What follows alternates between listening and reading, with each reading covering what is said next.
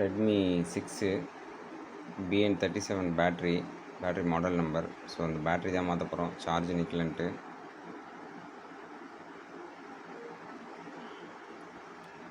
Okay, இதில் உள்ள 3 screw தான்.